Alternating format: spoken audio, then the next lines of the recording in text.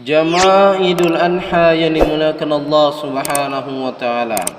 Marilah kita tingkatkan ketakwaan kita kepada Allah dengan menjalankan seluruh perintah-perintahnya serta menjauhi seluruh larangan-larangannya. Dengan keyakinan setiap detik yang engkau melihat dengan mata, berbicara dengan lisan, mendengar, menggenggam serta melangkah dengan kaki, semua akan menjadi pertanggungjawaban di hadapan Allah Subhanahu wa taala.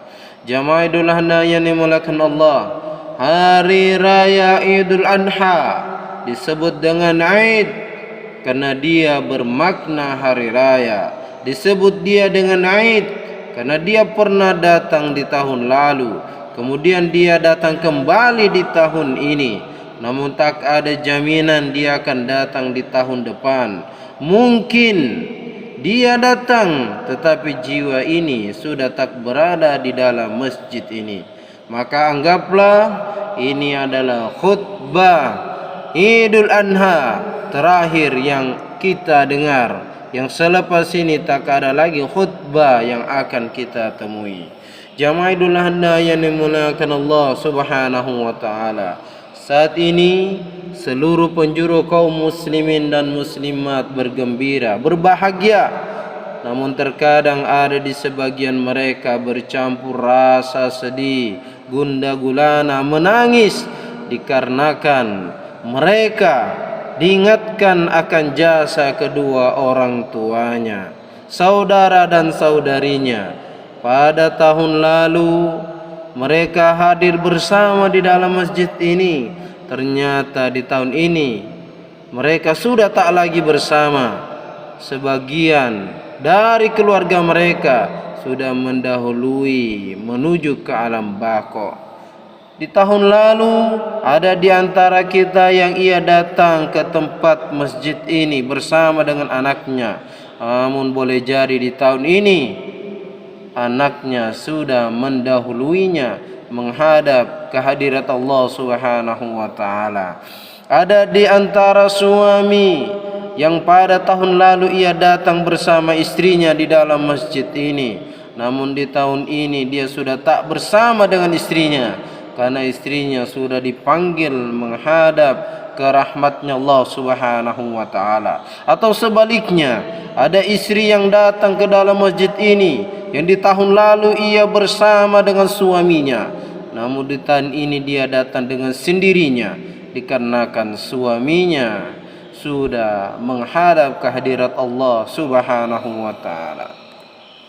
Muncullah kerinduan untuk berkumpul kembali bersama, tetapi kerinduan hanya mampu dibalut oleh linangan air mata. Kita hanya bisa mengikuti keyakinan suatu saat kita pun juga akan menyusul mereka di alam kubur sana. Allahu Akbar, Allahu Akbar, Allahu Akbar, walillahil hamd.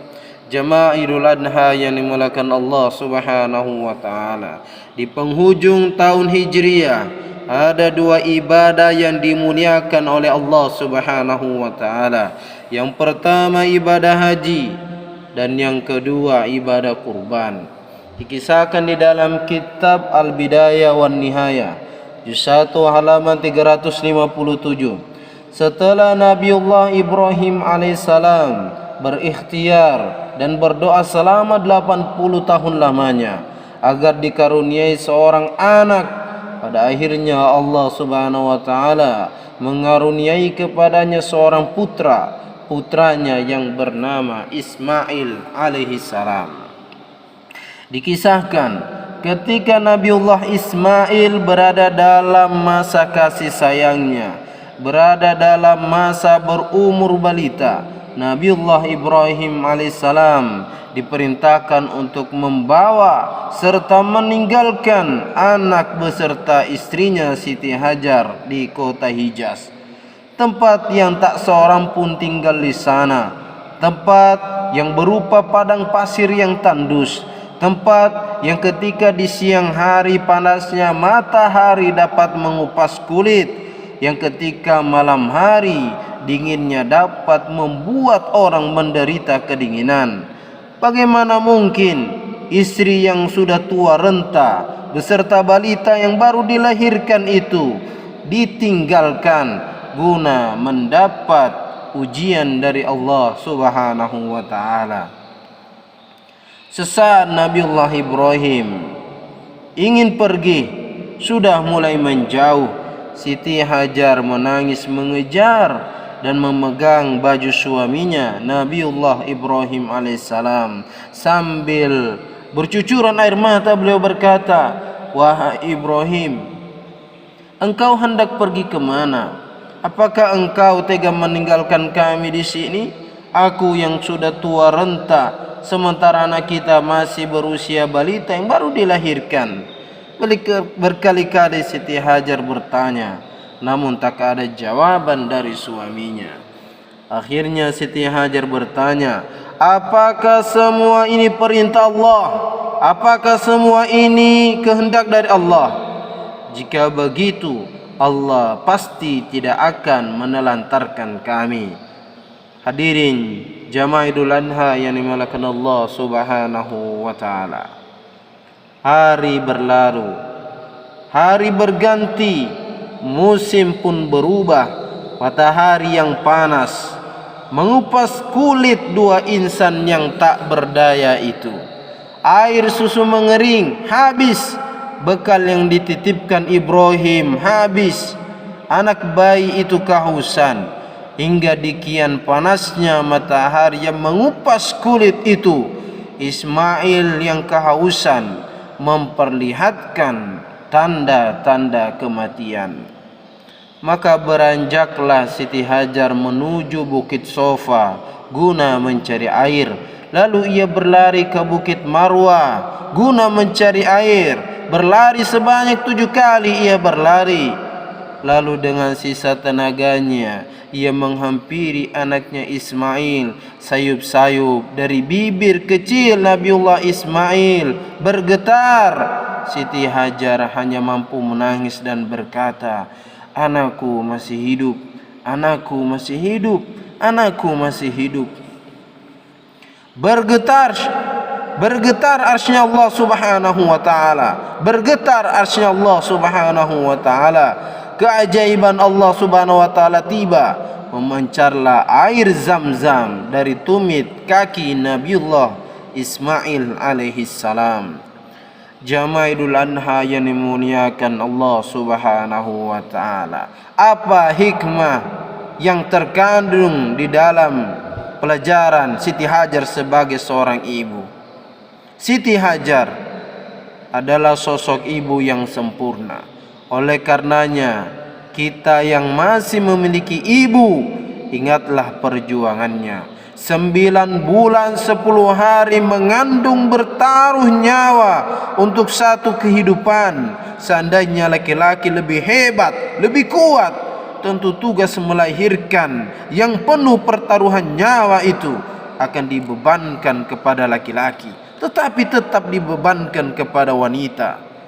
Seorang ibu dalam kehidupannya banyak membuat kebohongan.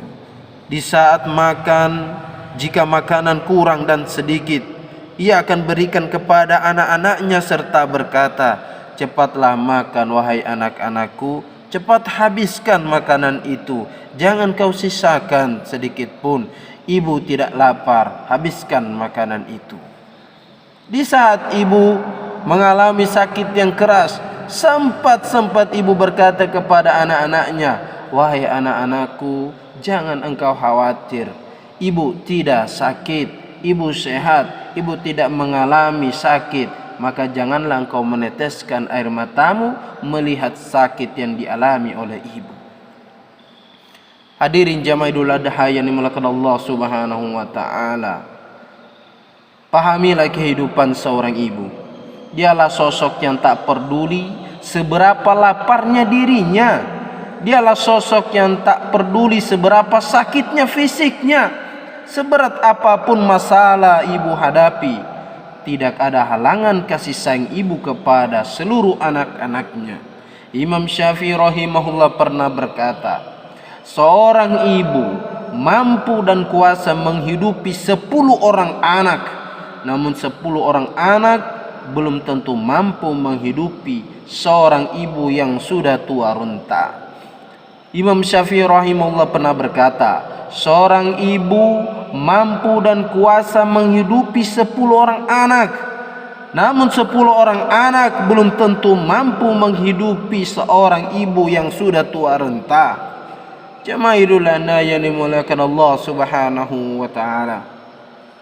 Setelah 5 tahun Nabiullah Ibrahim meninggalkan anak dan istrinya, muncullah kerinduan untuk melihat keadaan mereka di Hijaz.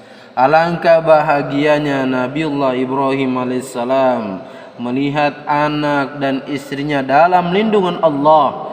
Namun sebagaimana yang kita ketahui bersama di dalam sejarah, suatu malam Nabiullah Ibrahim alaihissalam bermimpi beliau melihat anaknya disembelih oleh dirinya sendiri.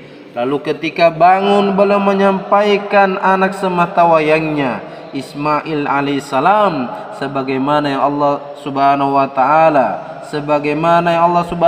firmankan di dalam Al-Quran surat As-Saffat halaman 450 juz 23 letak pada ayat 102. Ya bunayya inni ara fil manam anni adbahuka fanzur madza tara.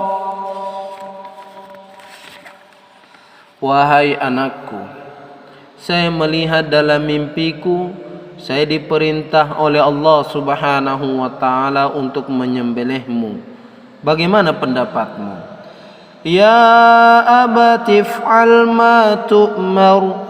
Ismail alaihissalam menjawab, duhai ayahku, lakukanlah segera perintah Allah subhanahu wa ta'ala, jangan engkau tunda. Satajiduni insyaallahu minas sabirin. Insyaallah engkau mendapatiku sebagai orang yang bersabar. Hadirin jamaah Idul Adha yang dimuliakan Allah subhanahu wa ta'ala. Nabiullah Ibrahim berkata kepada istrinya, tolong pakaikan baju untuk anakmu, saya akan berangkat berdua. Maka berangkatlah mereka berdua menuju Jabal Kurban yang terletak di kota Mina. Ibrahim hanya mampu mengucapkan takbir, Allahu Akbar, Allahu Akbar, Allahu Akbar, walillahil hamd. Dipalingkan matanya, dibaringkan Ismail di atas pahanya. Sempat Nabi Ismail alaihissalam berkata, duhai ayahku, ikatlah kedua tanganku agar tidak mengganggu saat engkau menyembelihku.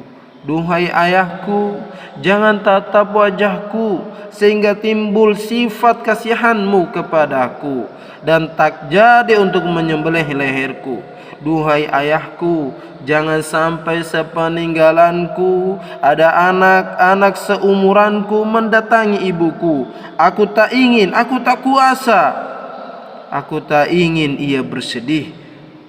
Tolong jadikanlah baju yang aku pakai ini kelak menjadi sebagai kenang-kenangan buat ibuku. Dan tolong ayah, sampaikan salamku kepada ibuku. Belum sempat saya membalas jasa-jasanya, belum sempat saya berbuat baik kepadanya dengan kebaikan yang sempurna, belum sempat saya mengabdikan diri saya yang sempurna kepadanya. InsyaAllah di hari kiamat, di hari kemudian kelak, di hadapan Allah kelak, aku akan menjadi pelayan yang terbaik untuk dirinya. Cukuplah pesan Ismail, air mata tumpah, pedang sudah terhunus, siap-siap akan memenggal putra sematawayangnya. Seluruh para malaikat menangis memohon kepada Allah subhanahu wa ta'ala, ya Allah, selamatkan Ismail, selamatkan Nabiullah Ibrahim. Dia telah membuktikan bahwa ridha akan perintahmu, maka Allah Subhanahu wa taala menerima dan mengabulkan doa para malaikat, kemudian menggantikannya dengan seekor kibas yang berarti Nabiullah Ismail tidak jadi dikurbankan, karena Allah Subhanahu wa taala tidak menghendaki. Allah hanya ingin melihat sebesar apa cintanya Nabiullah Ibrahim alaihissalam kepada Allah Subhanahu wa taala. Setelah pengorbanan itu nampak, setelah pengorbanan itu tampak, setelah cintanya Nabiullah Ibrahim alaihissalam tampak kepada Allah, maka Nabiullah Ibrahim dan Ismail pulang dengan ucapan Allahu Akbar, Allahu Akbar, Allahu Akbar, walillahil hamd. Siti Hajar yang tak kuasa menahan sedih, berlinangan air mata, sedih bercampur kebahagiaan. Jamaah Idul Adha yang dimuliakan Allah Subhanahu wa taala. Ringkasan dari isi khutbah Idul Adha adalah: yang pertama, seseorang yang pernah menunaikan ibadah haji adalah orang yang menjawab panggilan Nabiullah Ibrahim alaihissalam, sebagaimana yang ditulis di dalam Al-Quran surat Al-Baqarah halaman 21 juz 1 letak pada ayat 128. Rabbana waj'alna muslimaini laka wa min dhurriyyatina ummatan muslimatan lak. Yang kedua, bagi orang yang memiliki kemampuan, sisihkanlah sebagian hartamu untuk menebus darah Ismail alaihissalam, sebagaimana Allah Subhanahu wa taala firmankan di dalam Al-Quran surat Al-Kautsar halaman 603 juz 30 letak pada ayat kedua, fasholli li rabbika wanhar. Ketika hartamu digunakan untuk agama Allah, ketika hartamu digunakan untuk bersedekah, ketika hartamu untuk memberikan makanan kepada orang yang lapar, semua akan menjadi pahala yang kau temui di alam sana. Yang ketiga, jadikanlah ayahmu, jika ia masih ada, sebagai raja tanpa bermahkota namun bertelapak kaki surga. Jadikanlah ibumu, jika ia masih ada, sebagai ratu tanpa bermahkota namun bertelapak kaki surga. Seorang ibu rela mati demi anak-anaknya, namun 10 anak belum tentu mati-matian untuk kebahagiaan seorang ibu. Hadirin, ribuan tetesan keringat kerja ayah telah mendoakan kehidupan kita. Dia tak mengenal apa arti hari, pagi berganti siang dan siang berganti malam. Ingatlah sosok ibu kita. Dia tak pernah menghiraukan rasa sakit yang mendera, apalagi saat kita dikandungnya. 9 bulan 10 hari kita berada di dalam perutnya. Saat-saat yang penuh menegangkan ketika kita dilahirkannya. Yang ada di benaknya bagaimana kita bisa selamat menatap dunia fana ini tanpa peduli. Selepas itu ajal menjemputnya. Dirinya rela setiap hari kita timpahi kotoran hajat kita. Tidak jarang air kencing kita membasahi perutnya, dan tidak jarang kotoran air besar kita mengotori badannya. Namun dengan senyuman manisnya ia membersihkan terlebih dahulu diri kita dibandingkan dirinya sendiri. Namun senyuman manisnya ia terlebih dahulu membersihkan diri kita dibandingkan dirinya sendiri.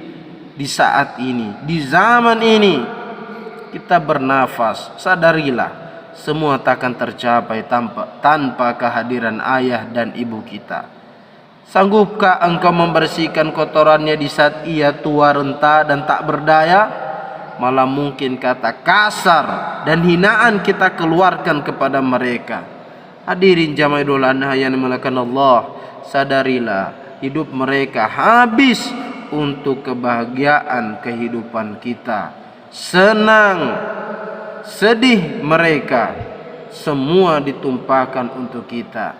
Ketika kita senang, maka mereka akan senang. Ketika kita sedih, maka kesedihan kita akan dirasakan oleh mereka. Maka sepulang dari tempat yang penuh keberkahan ini, ciumlah telapak kakinya, karena mungkin bisa jadi disitulah engkau akan menemukan surga yang abadi di hadapan Allah Subhanahu wa taala.